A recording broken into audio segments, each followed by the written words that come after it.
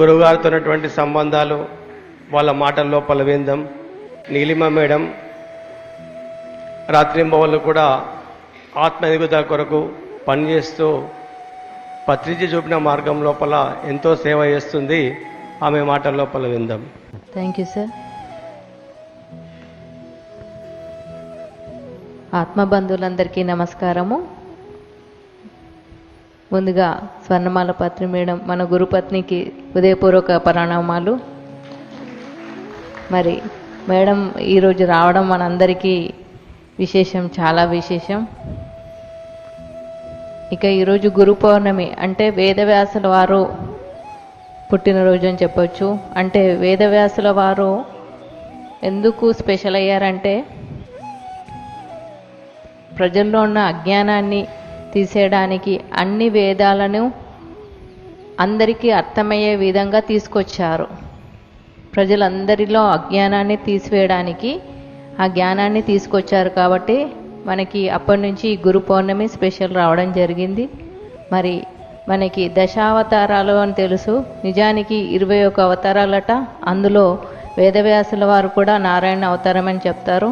అయితే ఈ విధంగా చూస్తే మన పత్రిగారైతే ఇంకా సులువుగా తీసుకొచ్చారు ఈ జ్ఞానాన్ని మన అందరికీ. అంటే చదువుకున్న వారికి, చదువుకోలేని వారికి, చిన్నపిల్లలకి, పెద్దలకి, మహిళలకి, పురుషులకి, అన్ని భాషల వారికి అర్థమయ్యే విధంగా జ్ఞానాన్ని తీసుకొచ్చారంటే మరి మహా అవతారం అనే చెప్పొచ్చు మన గురువుగారు. మరి అంత గొప్ప గురువుకి గురు పౌర్ణమి శుభాకాంక్షలు ప్రతి ఒక్కరికి. ఎంత సులువుగా తీసుకొచ్చారంటే మళ్ళీ ఏం చెప్తున్నారు, మీ శ్వాసే మీ గురువు అని చెప్పారు మన పత్రిగారు. అజ్ఞాన తిమిరాంధస్య జ్ఞానాంజన చలాకయ చక్షుర్మిళితమేవ తస్మై శ్రీ గురవే నమః. అంటే అజ్ఞానం అనే చీకటిని తొలగించి జ్ఞానం అనే వెలుగును ప్రకాశించే ఆత్మజ్ఞానం అందించారు మన పత్రిజీ మనందరికీ. మరి అంత గొప్ప మహాగురువుకి మన గురు పౌర్ణమి బోధనలో జరుపుకోవడం, అందులో మన గురుపత్ని స్వర్ణమాల మేడం అలాగే సత్యనారాయణ సార్ దంపతులు రావడం చాలా ఆనందంగా ఉంది. అయితే నేను 2002లో ధ్యానంలోకి రావడం జరిగింది. అప్పుడు నేను ఇంటర్ కంప్లీట్ చేసుకున్నాను. ఆ టైంలో మన పత్రిగారు కరీంనగర్కి ఒక ధ్యాన సెంటర్కి రావడం జరిగింది. మరి మన గురువుగారిని నేను మొదటిసారిగా కలిసినప్పుడు నాకు మొదటి ప్రశ్న, నాకు ధ్యానం చెయ్యడం కంటే చెప్పాలనిపిస్తుంది అని అడిగాను అంతే. మీరు అందుకోసమే వచ్చారు మేడం అని చెప్పారు. అలాగే ఒక టీవీని చూపించారు. చూపించి ఆ టీవీ చూసారా, అది వాడితే బాగుంటుంది, వాడకపోతే పాడైపోతుంది అని చెప్పారు. అది ఎందుకు చూపించారో నేను అప్పుడు తెలియలేదు. తర్వాత నా ఫ్యూచర్ చూసారని నాకు అర్థమైంది. అంటే మనం ఏ పనికి వచ్చామో, ఏ పర్పస్ మీద వచ్చామో ఆ పర్పస్ చేసుకోవాలి. లేదు అంటే ఎలాగైతే ఆ టీవీ పాడైపోతుందో మన శరీరం ఒప్పుకోదు. మన ఆత్మ ప్రణాళిక ఎందుకోసం వచ్చామో ఆ ప్రణాళిక చేయవలసిందే. ఇది నేను ఎప్పుడూ మాయలో ఉండి తెలుసుకోలేకపోయాను.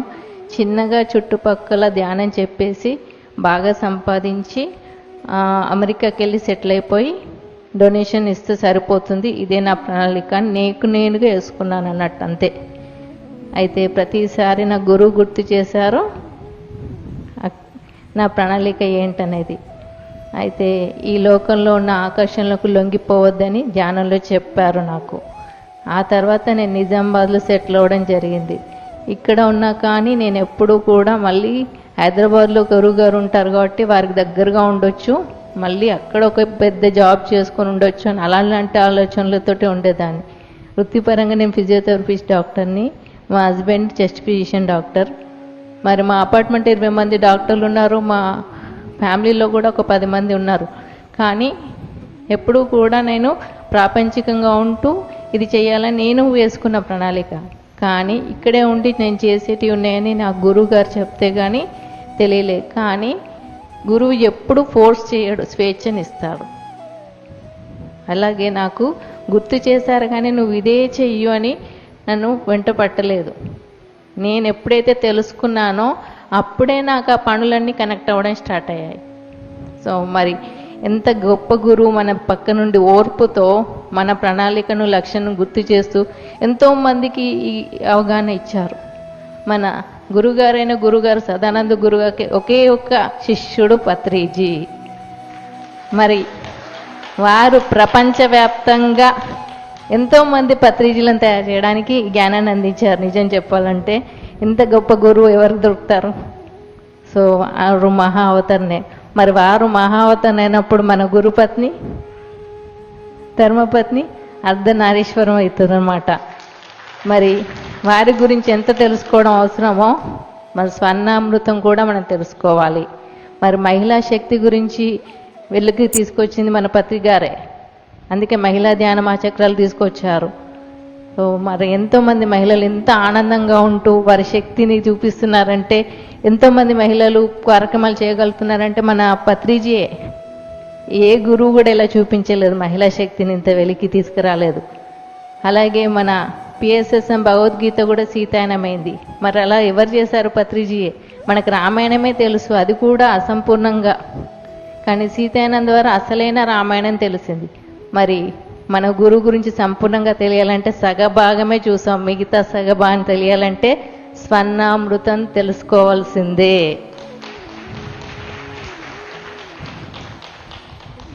పత్రిజీ జన్మస్థల్ గ్లోబల్ అనే ఛానల్ ద్వారా మనము ఆల్మోస్ట్ ఇంకా 1 month అవుతే మనకి 1 year అవుతుంది. మరి దాని ద్వారా వీక్లీ 1 స్వర్ణామృతం ఎపిసోడ్ మేడంది టెలికాస్ట్ చేసుకుందాం, అందరం చూద్దాం, తెలుసుకుందాం. 100 episodes ఉంటాయి మేడంవి. ఎంత విన్నా తరకే చాలా అద్భుతమైన ఎక్స్పీరియన్సెస్ ఉంటాయి. ఇంకో విశేషం ఏంటంటే మన పత్రికారి జన్మస్థలం బోధన అయితే మన మేడంది బీదర్. ఇద్దరు బీ లెటర్, ఇద్దరు అనుకొని ఒకటేలాగా ప్రణాళిక వేసుకొని ఎలా ఉంటుందంటే చాలా అద్భుతంగా ఉంటాయి. ఇలా వింటుంటా జ్ఞప్తి చేసుకుంటున్నా చాలా ఆనందంగా ఉంటాయి. మరి ప్రతి ఒక్కరూ కూడా గురువు యొక్క జ్ఞానాన్ని తీసుకున్న వారందరూ ఎంతోమంది పిరమిడ్ మాస్టర్ యొక్క అనుభవాలు వినాలి. మేడం ఎప్పుడు ఎంకరేజ్ చేస్తూ ఉంటారు. మరి స్వర్ణమాల మేడం తనకు తాను స్వయంగా ఈరోజు రావడము, అది గురు పౌర్ణమి రోజు ఇక్కడికి రావడం చాలా విశేషం, చాలా అద్భుతంగా ఉంది. ఈ సందర్భంగా ఇంకొక ఎక్స్పీరియన్స్ కూడా షేర్ చేసుకోవాలని ఉంది. ఈ స్వర్ణామృతం రాకముందు అంటే 15 years బ్యాక్ మేడం ఎక్స్పీరియన్సెస్తో ఒక చిన్న బుక్ వచ్చిందనమాట. నాకు బుక్ నేమ్ గుర్తులేదు, కానీ నాకు చాలా చదవాలనిపించింది. మేడం సార్ యొక్క లైఫ్ స్టైల్ ఎలా ఉండేది అని ఆ బుక్లో ఉంది. అప్పుడు ఆ బుక్లో మేడం ఒకసారి బస్లో జర్నీ చేస్తుంటే బస్ కండక్టర్ టికెట్ అడుగుతుంటే అది ఎగిరిపోవడము, 50 rupees నోట్ ఆ ఎగిరిపోతే నేను విశ్వానికి ఇచ్చేసాను కాబట్టి విశ్వం నాకు దారి చూపించాలి అనగానే కండక్టర్ మేడం దాకా రాగానే అడగలేదంట టికెట్. అలా ఈ ఎక్స్పీరియన్స్ అన్నీ చదువుతూ లాస్ట్కి ఎక్కడికి వచ్చానంటే మన పత్రి గారు వారి గురువుతో ఎలా ఉన్నారు అనే టాపిక్ చదువుతున్నప్పుడు పత్రి సార్ ఫోన్ చేశారు ఆ సెంటర్లో. చేసి అందరితో మాట్లాడుతూ నాతో కూడా మాట్లాడారు.